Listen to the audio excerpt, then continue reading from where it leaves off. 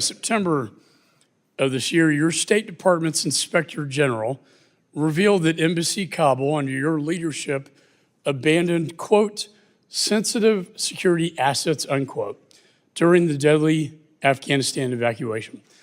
Those lethal assets included firearms, armored vehicles, and other weapons. Your IG concluded the embassy left them intact for the Taliban.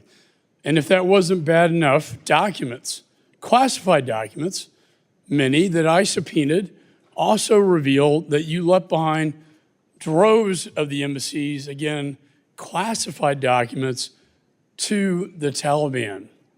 Your own diplomats described desperate attempts to burn documents on the rooftops and in the embassy while helicopters took off the embassy's roof, very reminiscent in my younger life of Saigon.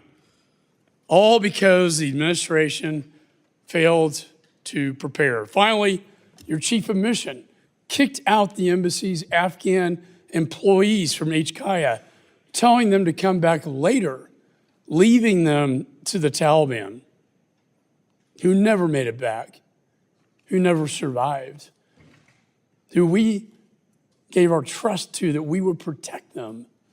You left weapons behind to the Taliban, classified documents to the Taliban. You left behind embassy employees to the Taliban. And now 3 years later, your own IG, Inspector General, concluded that your State Department has been unwilling and unable to learn from its mistakes. My question is, have you read the IG report and have you held your own State Department accountable?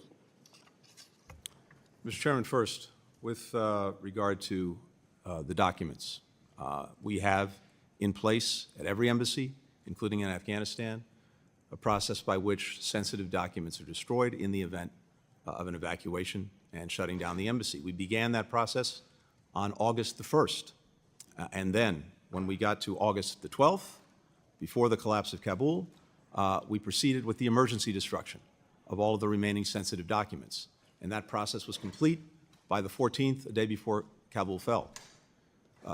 That's a process that we engage in wherever we have an emergency, and that's exactly what reclaim my time. I mean, the fact is, they should have been evacuated long before. I mean, you were still negotiating as the Taliban entered Kabul.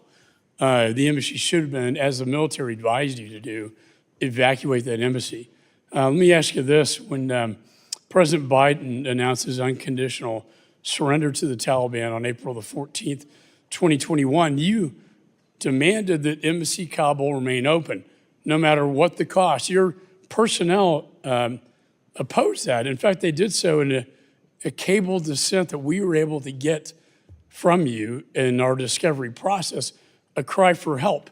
The chairman of the Joint Chiefs to the CENTCOM commander, Millie McKenzie, said this was a fundamental mistake, a fatal flaw, and their biggest regret is keeping the embassy open despite the advice of your own people on the ground and military advisors.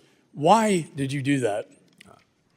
Very simply, because no one anticipated that the government and the Afghan armed forces would collapse as quickly as they did. We anticipated, and every intelligence assessment that we had anticipated, that Kabul would remain in the hands of the government and the hands of the Afghan armed forces through the balance of the year and into the next year. My time because I want to say. Let me finish. I will let you finish. The chairman of the Joint Chiefs, Mark Milley, said, nothing I or anyone else saw indicated a collapse of the army or the government in 11 days. The DNI, Avril Haines, said, in the days leading up to the Taliban takeover, intelligence agencies did not see collapse as imminent. This unfolded more quickly than they anticipated, including in the intelligence community. Okay, and reclaim my time. I hear what you're saying, that no one saw the collapse coming. However, I've read the dissent cable, your embassy personnel, that you provided to me, that they sent to you in July before the collapse in 2021, warning of Afghanistan's imminent collapse, fearing for their safety. You personally read this, sir, and cleared it. Your Deputy Secretary, Brian McKeon, testified before this committee that you took no step to answer the cries for help. And as you know, Secretary of State, you have a responsibility to protect Americans and diplomats. Mr. Chairman, that's incorrect. Why did you ignore the cries for help? Why did you leave this embassy open? And finally, who was in charge? Was it you or Mr. Sullivan? Because it seems to me you delegated all your responsibility on this. You had very little to do with it, and it was Jake Sullivan and the National Security Council at the White House calling all the shots. However, under law, sir, you're the captain of the ship. Mr. Chairman, that's incorrect on a number of counts, as is the report that I've read. First, when it comes to a NEO, the evacuation, that is a decision that's reached by the entire interagency and ultimately by the President. The State Department initiates it by asking the Department of Defense to proceed with it, but the decision itself is reached as a result of interagency deliberations.